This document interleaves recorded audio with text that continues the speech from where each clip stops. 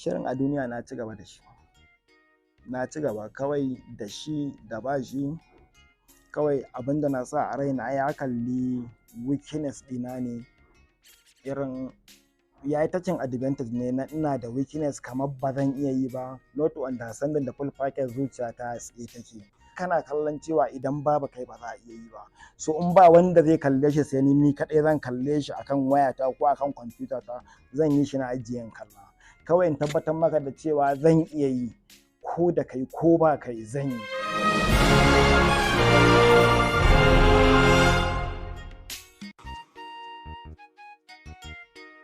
Sunana Sunusi Ɗanyaro Sani, darakta, edita a masana'antar fim. To inda an haife ni ne a garin Kano, Ɗandago. Na yi karatuna, na yi firamare ta Ɗandago zuwa secondary har na kai ga matakin digiri. Na yi digiri ɗina na farko a cooperative economic and management. Na zo na yi diploma, na je informatics ne na yi computer programs da dama. Sannan a ƙarshe na zo na yi HND a ɓangaren lafiya. So ina da sha'awa ne wajen ya za ka ilmantar. Fim wani abu ne da ake ilmantarwa ko tura saƙo na wani abu da kake kallon, misali socially ya za ka yi ka kawo wani abu da za ka taimaki al'ummanka ko saƙo, ko kuma ana yin wani abu da kake tsammanin maybe idan aka yi magana za ka iya isar da saƙo wajen cewa an samu al'umma ingantacciya. Wannan dalilin ya sa na ji sha'awa ni ma ina da rawar da zan iya takawa, tunda na gaya maka na yi digiri ina na biyu a harkar lafiya. Ya za in zo da wani program da zan dinga yi ina sakawa a YouTube, abin da ya shafi irin pathology ko portrayal difficulty in giving birth, in mace ta kasa haihuwa ya za a taimake ta. Irin waɗannan dai abubuwan nake tunanin idan na yi su zan iya taimakar al'umma ta. Na yi shi da harshen Hausa, na yaɗa shi a duniya, zan taimaki al'ummar Hausa. Na yi abubuwa da dama gaskiya, don na koma maka ɓangaren editing na yi irin su Basaja, Sa'an da Mali, fina-finai da yadda yawa a baya waɗanda suka shahara, duk ni na yi su da hannuna ba taimakon wani. Na dawo kuma ɓangaren directing, na yi directing ɗin a duniya, na yi Haƙƙin Rai, na yi su Sanadi, na yi ba su dai da yawa sosai.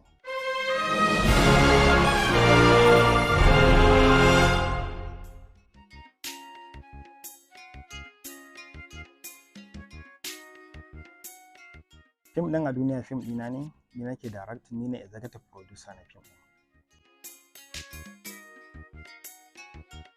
Kafin a duniya akwai abubuwa da na yi da dama, kamar irin kafin zuwa in fara gabatar da program ɗin shirin fim ɗin a duniya, na yi tunanin yadda zan ƙirƙiri YouTube channel wacce za ta ban dama, wacce zan ba ta bahaushen suna, saboda saƙonnin da nake so in tura ko ilmantarwa da Hausa nake so in tura su, so ya kamata abin da zan yi zama bahaushen suna.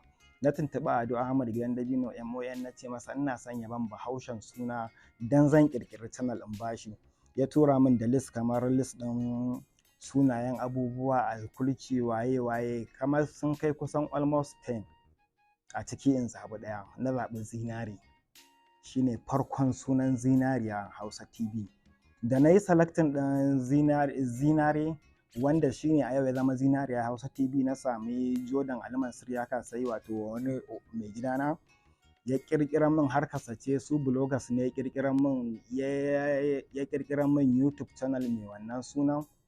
Daga nan na fara program a kansa, so na fara yin abubuwa da dama. Har yanzu ka koma old version na videos ɗin da suke kan Zinariya Hausa TV za a ga Zinare ne.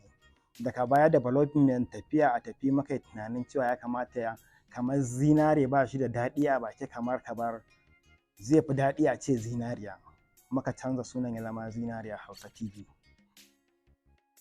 Bayan na ƙirƙira Zinariya Hausa TV a around 2018, na kalli producer shirin fim ɗin a duniya, wato Tijjani Abdullahi Assassin, na ya za yi, ya taimake ni a baya, mai gidana ne, ya taimake ni a baya, so nake kallon ta ya zan bin saka masa.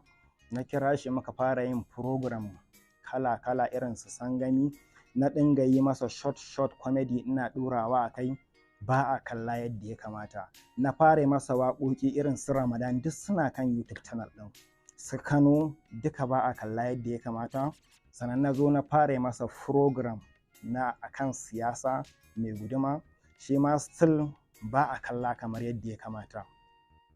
Sai wani daga cikin bloggers da muke tare da su ana ce masa Garkuwa ɗan Kauni, sai ce min ai ba a iya kallon abubuwa da suke short, sai dai in nemi masu tsayi su ake iya kalla a YouTube. Na ce kamar me? Ya ce comedy haka. Daga nan na kirawo Kwakwata wayar na sai fina-finan Ibro a hannunsa aƙalla sun kai 80. Na fara sawa, ina sawa akan Zinariya Hausa TV, still ba a kallo kamar yadda ya kamata. Sai aka sake ban shawara aka ce ba a kallon irin waɗannan fina-finan, an fi kallon fina-finan Adam A Zango. Na ƙara kiran Babe International na sai fina-finai a hannunsa aƙalla za su kai fim kusan 50 na Adamu da su Ali. Na fara yayyanka ina ɗorawa akan Zinariya Hausa TV, still ba a kallo.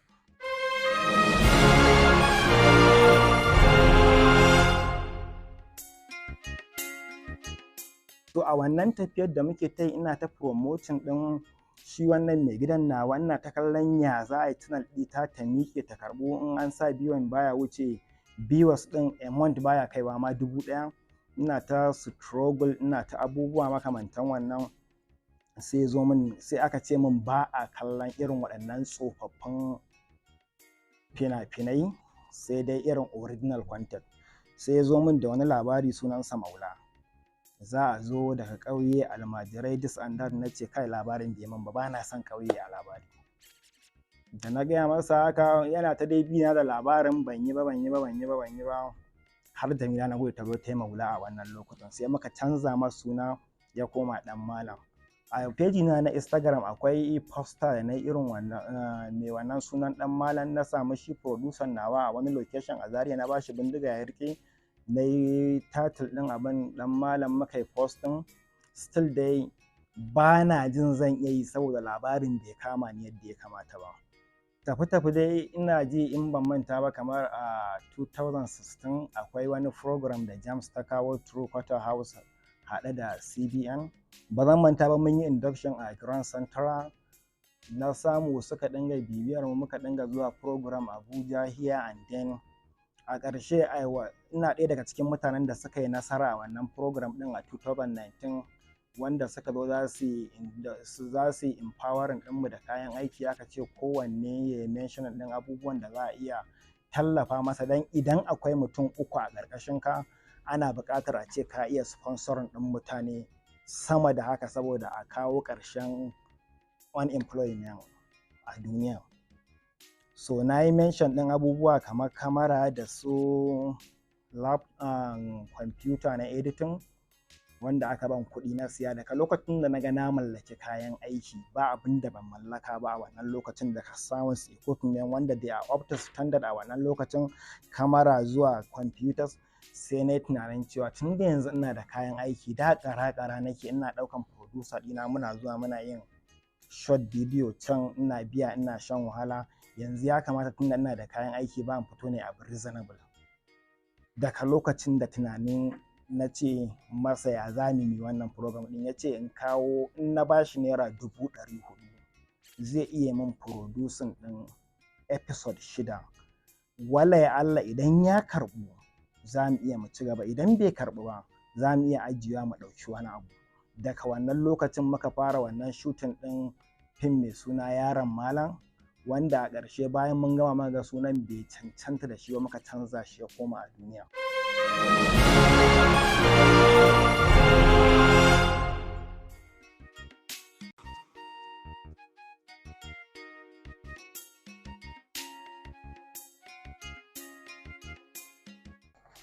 Ba haka ba ne ba, na gaya maka faɗi tashi da na shiga wajen daga ƙirƙirar YouTube channel zuwa har lokacin da na dinga ɗora content, ina siya ina ɗorawa don na ga channel ɗina ya miƙe ko na zo da wani abu da mutane suka karɓa.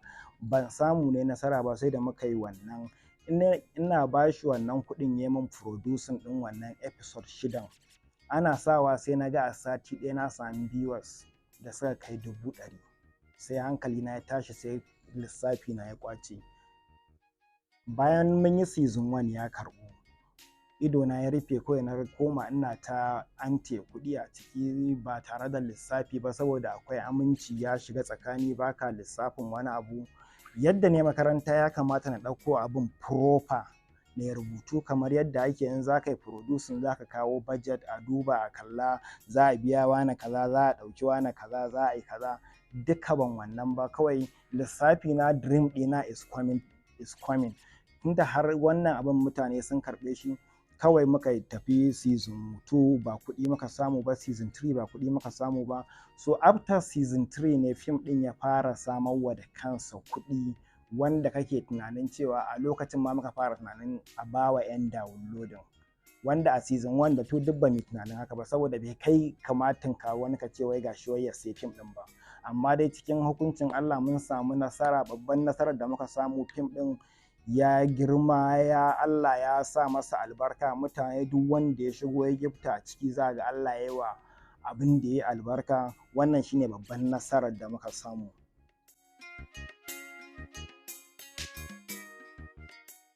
To kamar yadda ka sani bisa al'ada a rayuwa, idan har aka ce kun sauka daga kan wani abu da ya kamata ku yi rubutu ba ko wani abu makamancin wannan, babu irin fitinar da ba za a samu ba. So bayan fim ɗin ya yi nasara kawai na koma, ni na gaya maka baya editor ne ni, ina yin program da dama, ina yin tallaka da dama irin su tallan sa masko. Da wahala ka kunna Arewa 24 baka in an sa talla 5 ka samu 3 ba ni na yi su ba.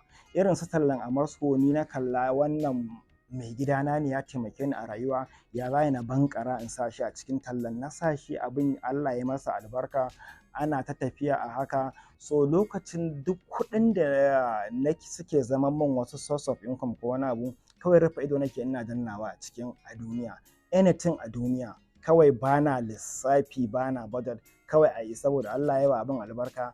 Ina kallon mutanen da suka samu nasara ko kuma irin nasarar da ake samu, ka yi engaging ɗin sama da mutum 100 ko 200 a ciki, ka ba wancan kuɗi, wancan ya ci, wancan ya ba. Wannan shine albarkar da in ka ce za ka lissafa abin directly za a tafi haka.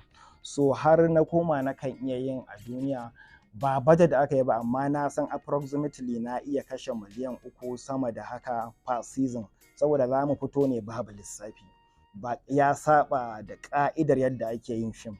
Kawai muna fitowa da yawan zan iya ɗaukan 500 in bashi, bayan kwana 1 2 3 zai ce min ta ƙare, zan ɗauka in bashi, ba tare da lissafin wayya aka kashe waccan ko kuma wa aka ba ko kuma me aka yi a can ba. Kawai zan ta spending har sai an zo an ce min an gama. Idan aka gama ina farin ciki zan ɗauke shi in juya shi a kwamfuta in fara aiki na day and night har ya fito mutane su fara kallon program ɗin.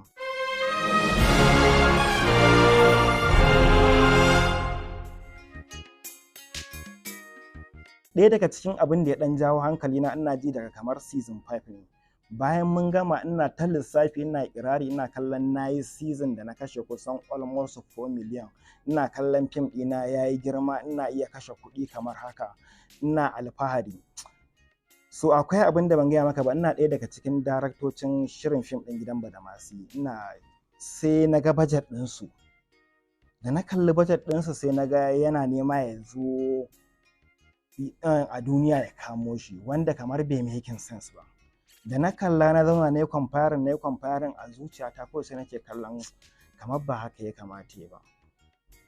Ban yi magana da kowa ba, Allah ya sani. Sai na kira Tijjani, ni da shi muka zauna a ofis ɗina ba kowa.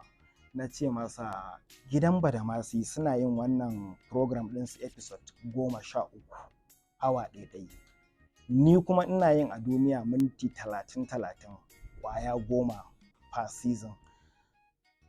Bai kamata ce kuɗinmu ko kuma yanayin expenditure ɗin mu ya zo kai ɗaya ba.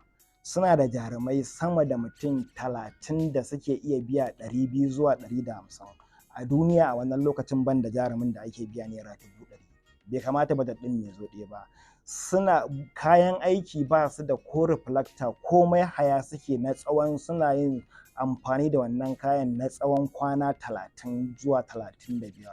Ni kuma babu abin da nake haya, gaba ɗaya equipment ɗin nan kayana ne da nake ɗauka nake shooting ɗin nan. Bai kamata a ce budget ɗinsu ya zo kai ɗaya ba, bai kamata ba. sannan su suna iya yin kwana 35 on set a wani gari, a kwana a hotel. Ni gaba ɗaya program ɗina a Kano nake yin sa, bai kamata a ce budget ɗin mai zo kai ɗaya ba, ko kuma ina neman kamo su. Sai na ce masa amma abin da yasa nake maka wannan maganar ba wai so nake a koma baya wai a ce me ya faru a can ko ko kaza can, a'a, daga nan mu koma tsari na yadda ake yin fim. Ka rubuto min budget, cast ɗinka kaza ne, tunda crew baka taɓa biyan crew ba, ni nake biyan crew. Duk wani crew da yake aiki a cikin, daga cameraman, sound, ko ma me za ka yi, ni zan inviting ɗinka, ni zan biya ka. Kawai artist ne suke iya consuming ɗin wancan kuɗin da na gaya maka. Wanda na zo na lissafa na ga ba daidai ba ne ba a ce su waɗancan da artist ɗin da crew da equipment duk a cikin wancan budget ɗin nasu, ni kuma only artist ina iya spending ɗin haka, kamar ba business nake ba. So ya za mu ja layi yanzu mu fara yin lissafi ta yadda za ka kawo min budget, ga abin da za ka ba wani, ga abin da za ka ba wani, ga abin da za ka kashe a nan gurin, kamar yadda ake a pre-production na fim, wanda duk muna da ilimin haka, mun san haka. Idan ka rubuta na kalla na san zan iya spending ɗin kaza, sai in ɗauko kaza ɗin nan na baka, mu tafi mu je mu fara yin aiki. Haka ya kamata yi. Sai ya ce ya gane ina matsalar take, za a gyara, tunda ba cewa ne a koma baya ba, abin da ya faru ya wuce. Kawai za mu ja layi daga yanzu ne, za mu koma kan tsarin da muka sauka, mu gyara, mu mai da komai in a proper way, kamar yadda ya kamata, tunda haka ake yi. Ka yi fina-finai a baya, ba kuma haka kake yin su da ka ba.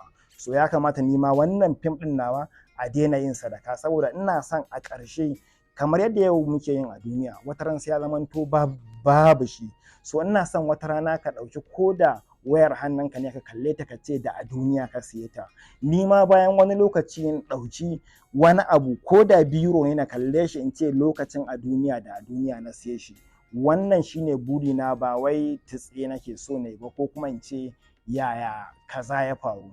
Ya ce ba damuwa, ya gane ina matsalar take, za a gyara. Daga nan kuma ni ban san irin gyaran da zai ba, sai problem suka dinga fara faruwa. Ya andin an kai kusan tsawon shekara ɗaya wancan abin ya faru, gashi a solve wancan, a haɗiye wancan, har aka zo ɓangaren harkar downloading. Za mu tafi season 6, mun yi season 6, za mu tafi 7. Na ce masa masu downloading ɗin nan suna ba mu kuɗi, kana kawo min kuɗi 150, 200, aka tafi 250, yau an zo har ana iya ba da 400 zuwa 500. Ya kamata in san a yaya ake wannan harkar, inda kai kake kula da ita. Ina son, tunda zan buga kwafi 3000, in na buga, ni zan buga da kuɗi na, za a kawo su a raba, a ce min an sai da 1500, an dawo da return. Ban taɓa cewa ina return ɗin ba, saboda amana da yadda, an zama ɗaya family. Yanzu idan ana yin wani abu a zumunce, ba za ka iya cewa in kai shiga gidanmu ba za ka iya cewa shi ba ɗan uwana bane ba. So ban sa kuɗi ya zama min priority a rayuwata ba. Abin da na fi bawa muhimmanci a rayuwa shine mu'amala, saboda na san cewa duk mutumin da kuka haɗu da shi har kuka shekara sama da shekara 20 da wani abu kuna tare, ka ne masa hidima.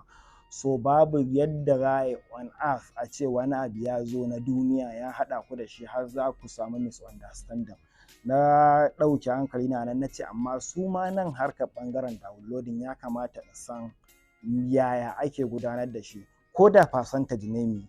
Ya ce za a zauna. Ran da muka zauna mitin, aka zauna aka ce, na ce ni tsarin nake so na ji yaya za a dinga gabatarwa a percentage, mu daina yin abu da ka, kawai sai dai a ɗauko kuɗi a bani, ban san nawa aka kashe, ban san nawa aka samu ba, ban san nawa ka sallami kanka ba. Kai ka sallami kanka da kanka, ka zo ka kawo mun, wanda ba haka ake business ba. Proper, ai abin in a proper way, ta yadda zan fahimci yaya, bayan na san expenditure ɗina kuma sannan na san income ɗina.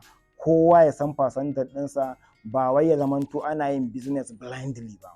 Suna zuwa suka zauna suka ce min za a yi wannan business ɗin na harkar downloading, za a ci gaba da yin sa akan 70-30.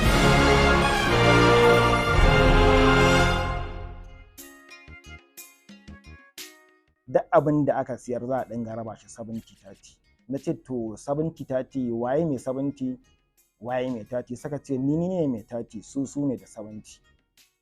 Na ce for Allah sake ba ruwa ka zuba ba, ba taki ka zuba ba, na ɗauko abin tun daga scratch, komai ni na yi masa, in kawo kawai in gwara ba shine za ka ɗauki 70% ka ban 30%. Na ce a tashi daga wannan mitin ɗin, ni ba zan iya ba. Gaba ɗaya abin kamar irin bai daidai da hankali ba, za ka ka ce min za ka yi 70-30. Tijjanin suka tashi aka zo aka ce min wai ai ko 60-40 za a, na ce na haƙura da wani percentage, kawai zan nemi wani na bashi kayana. A satin mun gama shirin za mu saki season 7 ne, kawai ina tashi na nemi wani na bashi.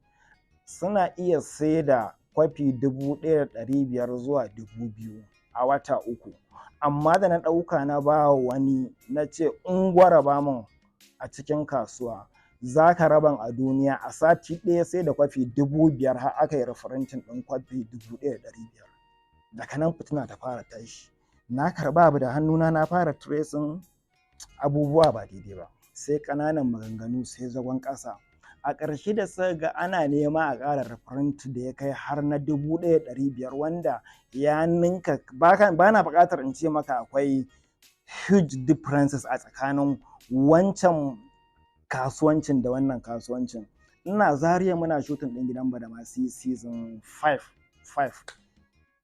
Kawai sai suka ɗau waya, shi Tijjani ya buga wa shi wanda yake kula da harkar wannan kasuwancin, ya ce yana son ya ba shi kwafi 200 na kayan da ake siyarwa a wannan lokacin. Sai ya ce masa ina zai kai, saboda ai ya raba kaya ne nationwide. Sai ya ce a'a Nijar za su kai wannan, ya ba shi kwafi 200.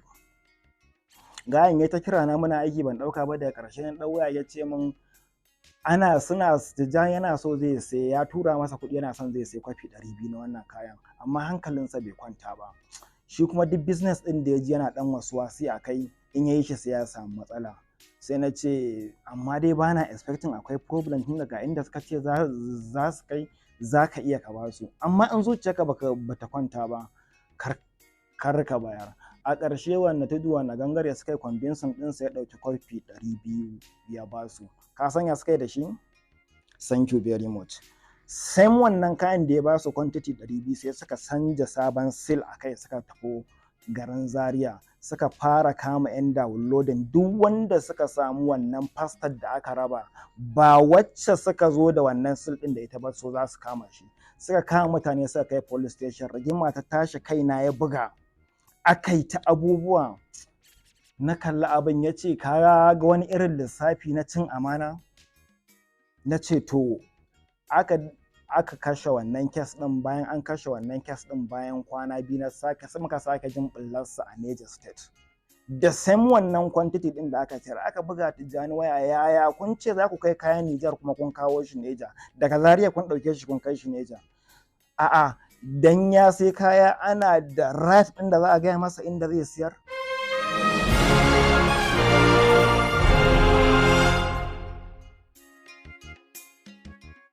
Da na ga abin har ana da rikodin na ɗan sandan da suke IPO a kan kes ɗin, kaina yana nema ya buga. Aiki nake da kwakwalwa, ba na son abin da zai distracting ɗin tunanina. A kodayaushe na fi buƙatar peace sama da komai a rayuwata, don ban da nutsuwa ba zan yi abu na creativity da ya kamata na yi ba. Kuma wannan shine abin da na fi ba priority a rayuwata. Sai na kira gayan, sai na ce sai kayan nan. Sai ce me yasa? Na ce ina son ka sai kayan nan saboda a yanke ni a cikin wannan tsarin, me zai kawo ko an kama kaya a can ko an yi kaza. Idan ka sai kaya ka ban kuɗi ya zamanto kayanka ne, duk wanda ya taɓa maka kaya za ka yi shawara da ni gurin ɗaukan mataki? Ya ce a'a. Na ce so ina buƙatar a yanke ni a ciki, ba na son na sake jin komai. Yanzu in ka sai kaya, so duk wanda ya taɓa ma kaya, kayanka ya taɓa, sai ka ɗau matakin da ya dace. Aka gama wannan kes ɗin, ni da shi muna hotel ɗaya, amma ban yi magana one on one da shi ba, sai dai su ta waya da waɗancan. Ina ta kallo, ina avoiding, ba na son a samu matsala, ba na so a samu matsala. Ina ta kakkaucewa har ya kai munzalin aka zo aka gama wannan kes ɗin, muka zo za mu ɗora rubutun season 8 na ɗin gaban Tijjani. Zo mu zauna mu gabatar da shirin, ci gaban wannan shirin. Wata 1, wata 2, wata 3 ya ce kaza, ya ce kaza, ya ƙi ya mai da hankali a kai, ya ƙi ya ban dama ne.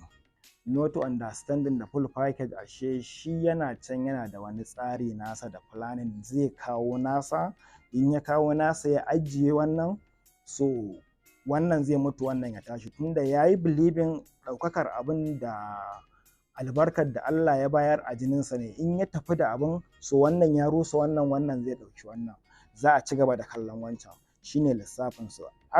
muka yi a yi bai ba, kawai sai lokaci ɗaya ya zo ya ce min zai fita aikinsa.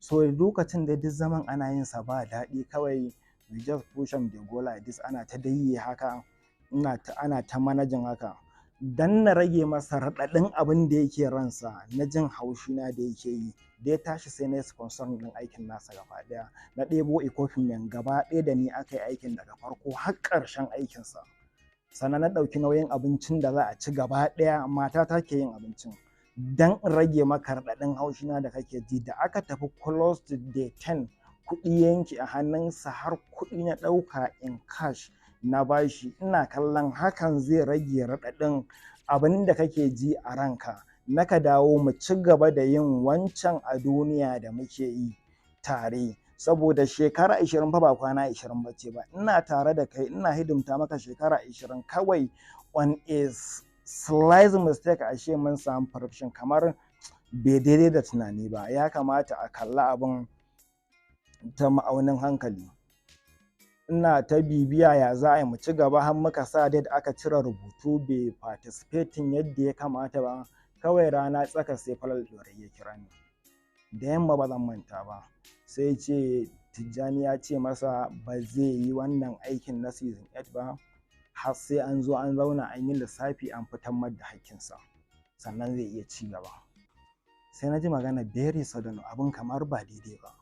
Ya zan ji wannan maganar? In a mafarki aka gaya min zan ce jifa ne, wannan ba zai yi ba. Shi ya faɗa ya ce min na kashe waya, ina ta lissafi, ina ta tunanin yaya haka, ko ni ne ban fahimci me yake faruwa ba. Sai Ado Ahmad Gandabino shi ma ya kira ni, an kawo min ƙararka.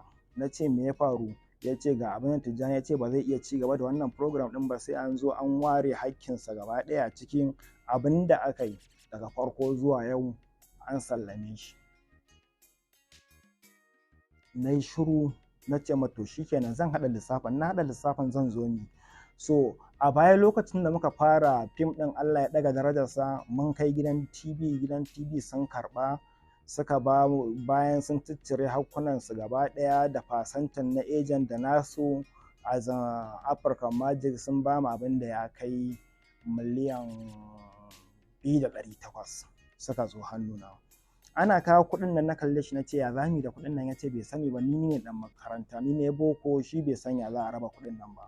Ina tashi na ce so mu kalli mutanen da suka yi mana hidima a tafiyar wannan fim ɗin from the scratch. Akwai mutane marasa ƙarfi da yawa, kai min list ɗin su mu raba musu naira 20,000.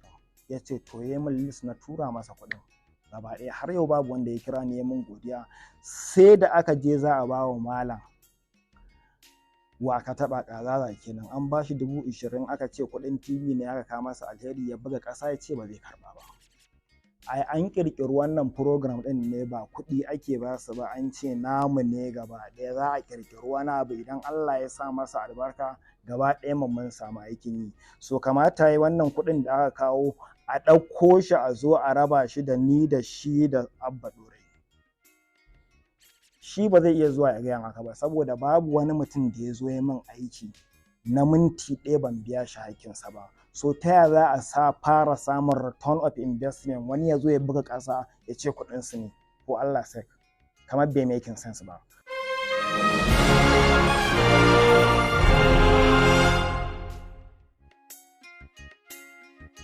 So da aka tashi wannan fitina ta tashi, bai yadda na sani ba, sai kira Falal Ɗorayi, suka je suka samu shi ƙazaza, aka yi ta magana, ya ta zage-zage, shi babu wanda ya isa a ci mutuncinsa a zo a sa shi kuma a ba shi haƙuri. Suka yi ta maganganu, ƙarshe sai bayan an gama kes ɗin aka gaya min, aka ce amma fa akwai problem, saboda ya kamata in je in ga mutumin nan personally, ta yaya wannan abin zai zamanto haka, kawai daga samun kuɗi a zo a fara wannan rigingimu, bayan ka ce kai kana biyan kowa. Na ce quite sure ba a taɓa fita set ban taɓa fita set ban da kuɗi ba, sai ina da wadatattun kuɗin da zan biya kowa har na baka safalos. In koya sai na yi ƙoƙari na kamanta na ƙara maka sama da yadda ake baka a masana'antar. Shi yasa ni nake tsammanin wannan Allah ya kalla yau program ɗin albarka, saboda duk wanda ya zo sai dai ya ce ya gode. So ta yaya wani zai bullo da wani guri ya ce wai program ɗin sa ne, wai sai dai a ɗauko kuɗi a raba. Wannan ta wuce, bayan ta wuce ina ajiye da ragowar kuɗi miliyan 1.400,000. Na dinga ban Tijjaniya za mu raba wannan kuɗin ni da shi tunda mun sallami kowa. Yana ce min bai sani ba, ni ne ɗan makaranta, shi bai makaranta ba, ni na san ya zan raba kuɗin nan. Da na ga an tafi tsawon sati guda kawai sai na kira shi, yana zuwa ofis sai na ce na raba kuɗin nan, sai ce nawa ka raba, sai na ce na raba su kai zan baka miliyan 1 ne in ɗauki naira 400,000. sai ce ya yi bani a kuɗin da investment ɗin da baka sa ko naira 1 ba. Na yi haka ne kawai saboda in testing ɗin integrity ɗinsa. Idan har baka yi investment ɗin ko naira 1 ba, aka samu return of investment na 1.4 na ɗauko miliyan 1 na ce maka ungo ni zan ɗauki 400, ni da nake yin komai from the scratch dukiyata, ai zaka ce kai a'a ina ma laifin a ce a canja rabon ko wani abu, amma ka ce ka gode kuma na ɗauka na baka. Ya tafi ya sa miliyan 1 sa a jihu ya gaba. Daga nan sai in muka tashi magana ko zan yi shawara ko sirri sai in canza, sai in ne da wasu. Sai zo ya fara min magana idan mutum ya girma sai daina neman shawara, sai daina neman sirri a hannun mutane, waye ya mutu ya. Sai na ce ba goga zana za ka yi ba, ka tambaye ni da kai ka ce min na canza abokanan shawara sai in gaya maka dalili. Ko Allah sai da na ɗauko waɗancan kuɗin na dinga investing tun daga season 1, season 2, season 3 zuwa 4 ban taɓa samun return of investment ba, ba kuɗin kowa ba, kuɗi na an fara samun return of investment bai kai ya kwabarin ɗin abin da aka kashe a baya ba. Na dinga binka ya za a raba, ka ce baka sani ba, kuma na baka 1 million na ɗauki 400 kuma ka karɓa kai shiru. Ai kamar ina ga kamar bai kamata in ci gaba da yin shawara da kai ba, kawai za mu ci gaba da yi.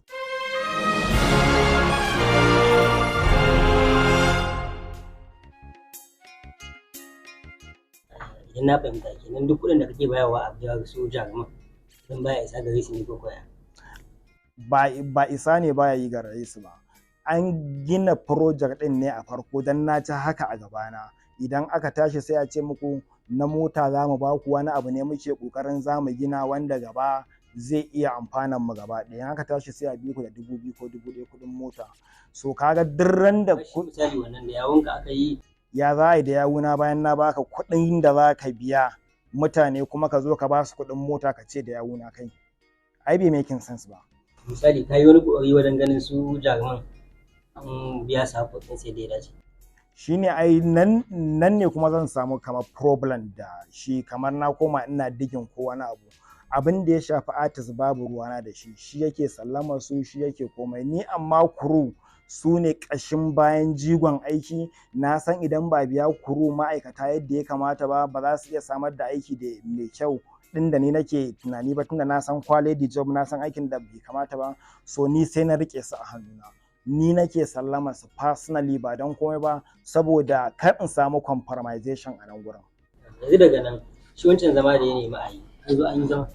An zo an yi zama, mun zauna ba sau ɗaya ba sau biyu ba, aka zauna aka yi ta maganganu. Da farko da za mu fara zama bayan an buɗe taro da addu'a aka yi komai, abin da aka fara faɗa shine abin da na yi kira a kai. A baya na kira shi da ya zauna mi wannan rubutun, ya ce da shi zan rubutu, ai ba zai cuce ni ba. Sai na mai da takarduna na ajiye. So muna zama ran da za a fara wannan zaman, abin da aka fara kira shine duk abin da za ku gina Allah ne ya ce ku yi rubutu, idan ba ku yi rubutu ba sai kun samu problem. So rashin rubutun da kuka yi shine ya kawo ku wannan zaman da aka yi. Mun zauna da a ofis ɗin Ado Ahmad Gidan Dabino MON da Falal Ɗorayi da ni da shi, mun zauna aka yi bayanai, aka ce in cire tsarin lissafin da duk abin da aka gabatar na kuɗi da komai. Ya ce ai har da kayan aiki. Na gaya maka inda na samu kayan aiki na ko 2016. Da abu ya kai abu ana nema a rigima, suka ce wai kai ko kotu za a ba ku dama ne. Ya ce aka ce idan aka karɓa abin da yake hannun yaran nan gaba ɗaya aka baka baka isa kai shekara ɗaya kana ci ba, me na ɗaga hankali? Ya ce shi maraya ne, shi a fasa komai a bashi haƙƙinsa.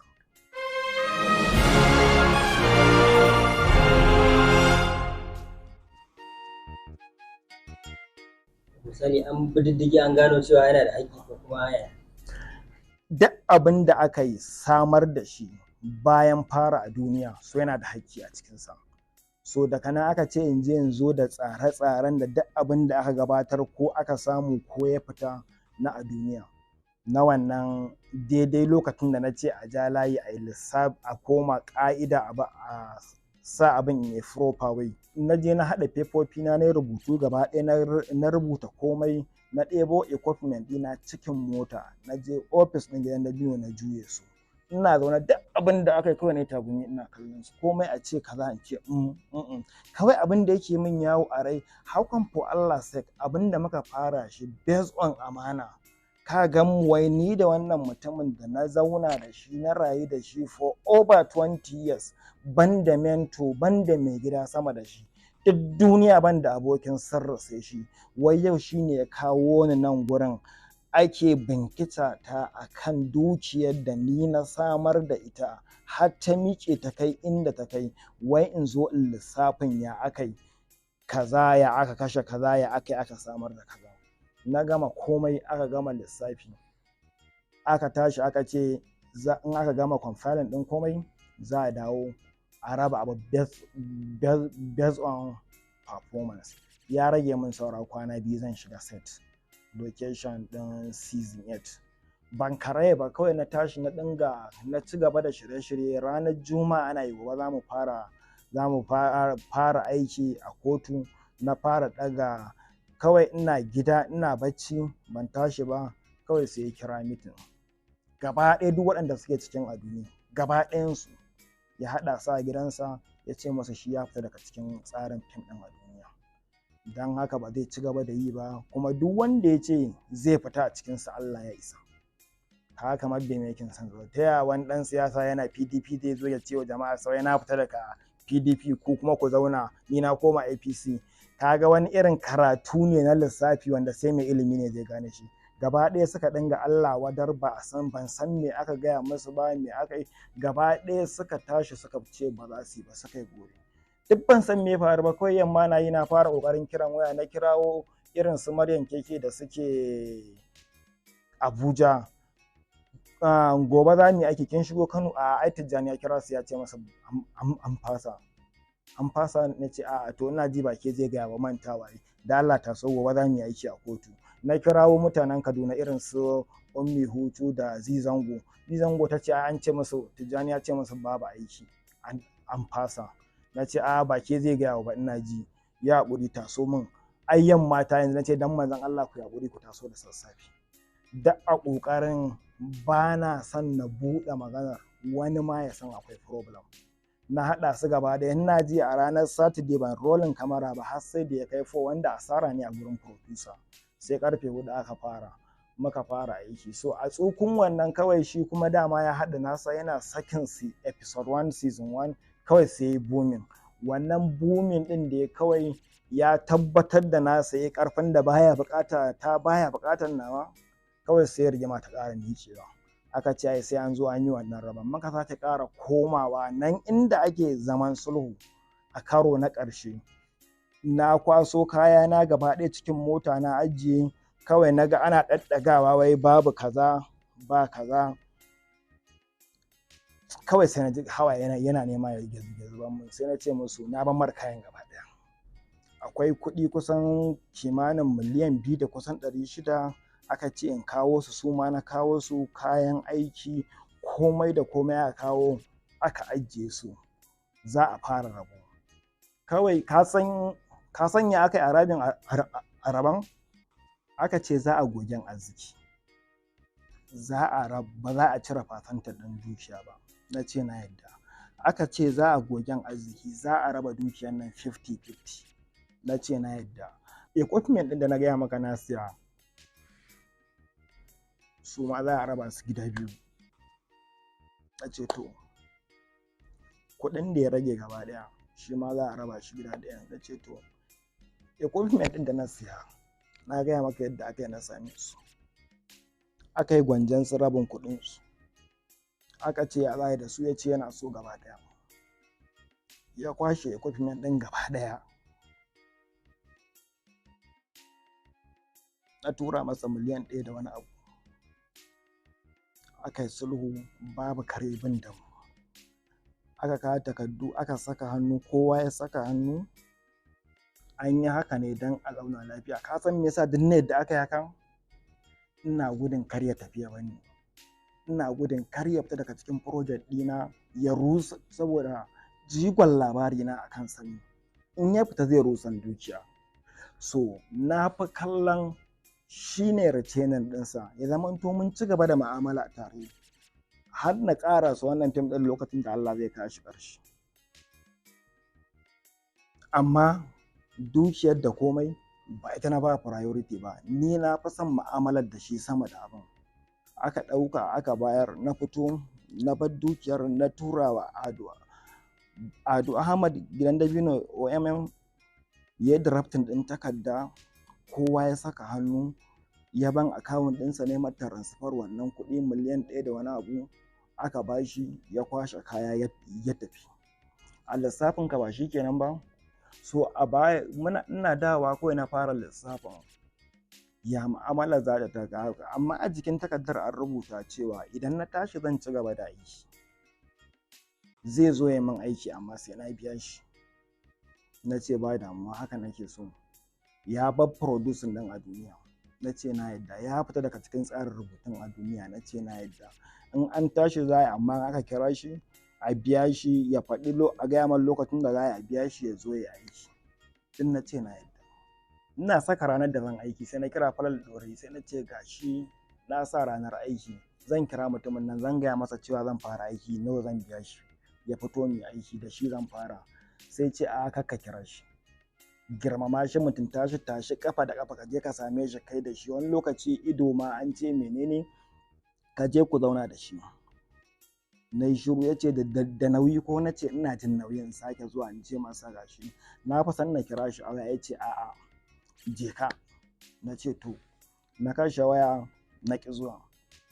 Washe gari ya sake ƙara bugan waya, yaya ka je ya kuka? Na ce ban je ba. Ya buɗe wuta, me yasa ba za ka je ba? Na ce to zan je. Na ajiye abin da nake yi na tashi na tafi.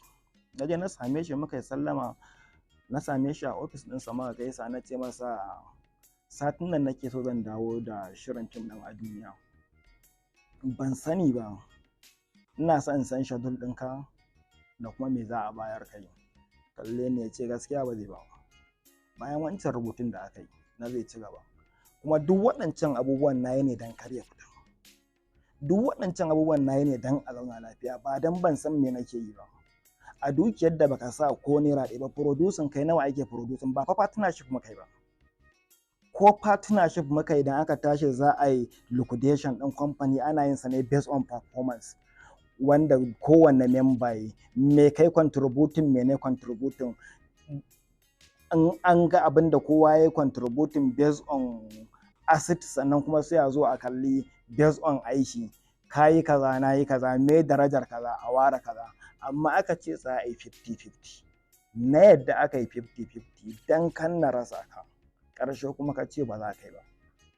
Lissafinka shi ne ka rusa abin da duk ka ce ba za ka yi ba, kawai ana tunanin wannan shi ne ƙarshe, kawai sai ka ce YouTube channel ɗin ma ta Zinariya Hausa TV sai an sayar da ita, an raba an baka kuɗinta.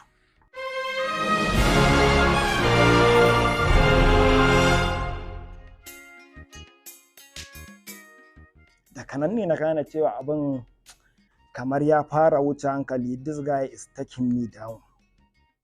To YouTube a nan shi Gidan Dabino God So Kind yana da rai, kuma shi ya ban sunaye da na kirkira, sai ce a'a ya duk abin da aka nema a hannun yaron nan ya baka, kuma sannan ka zo ka ce kuma YouTube da shi ya kirkiri kayansa ya dinga biyan kuɗi ana masa community sharing har ta girma, ita ma sai an sayar. Ce saboda an sa a duniya ita ma sai an sayar da ita, sai an sayar da ita an bashi. suka yi magana, aka yi magana, duk ina zaune ina kallo, duk fa maganar da ake ba na cewa ufa. Sai suka ce kai wai tsaya, me yaron nan ya ma kai takin wannan meja din haka, abin kamar yana tafiya wani irin yanayi da bai kamata ba, me ya maka a rayuwa? Sai ce ai na raina shi, ina cewa ya tsufa yana maganganu.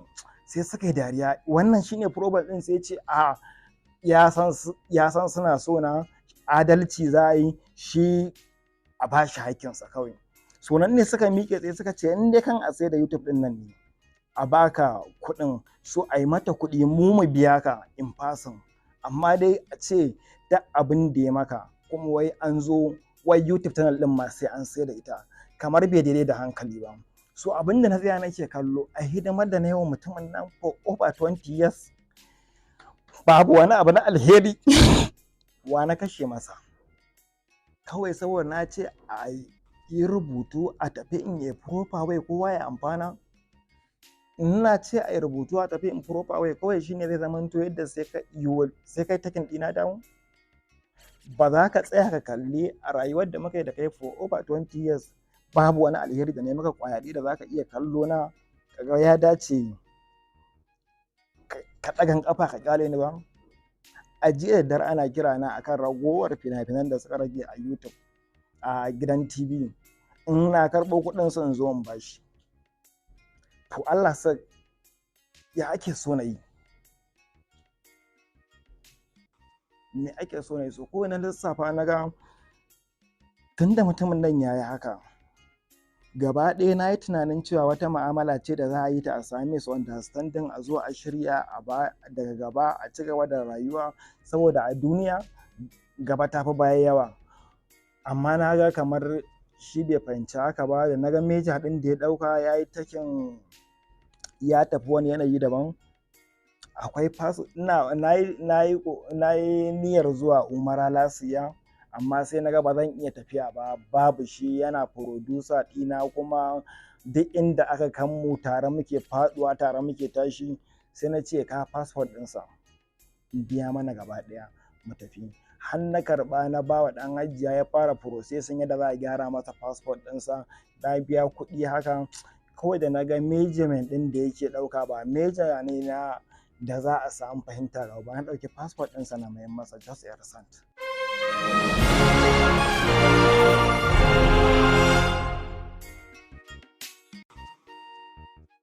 Yanzu a ƙarshe wani hali ake ciki yanzu? Shirin a duniya na ci gaba da shi, na ci gaba kawai da shi da ba shi.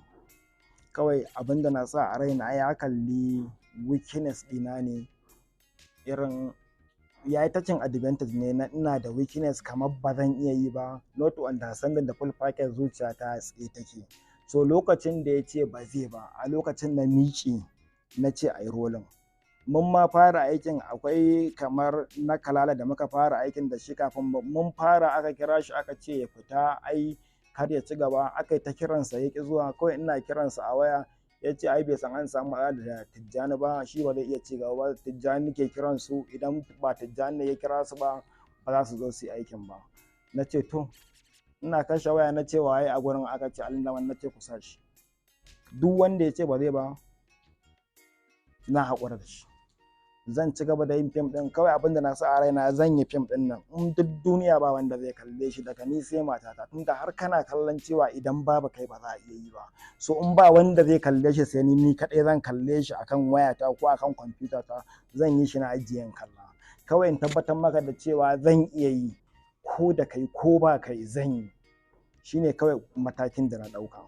A ƙarshe me za ka gaya masu kallon shi wannan shiri na duniya? To ina ba da wurin daɗewa da aka yi ba a dawo ba bisa matsalolin da aka samu, waɗanda ba zan iya faɗar kwamfalta abin da ya faru ba, kawai zan faɗa abin da ya fi min ƙaiƙayi a rai ne. Sannan kuma ina gode wa mutanen da suka yi ƙoƙari wajen tabbatar da sulhu, wanda sun iya bakin ƙoƙarin sun bar lokacinsu da time ɗinsu gurin tabbatar da an yi abin da ya dace. A ƙarshe ina gode wa kaina da jajircewa da na yi da ƙin barin project ɗin ya lalace, da kuma ƙoƙarin ganin na tabbatar da abin da ba a so ya tabbata ba.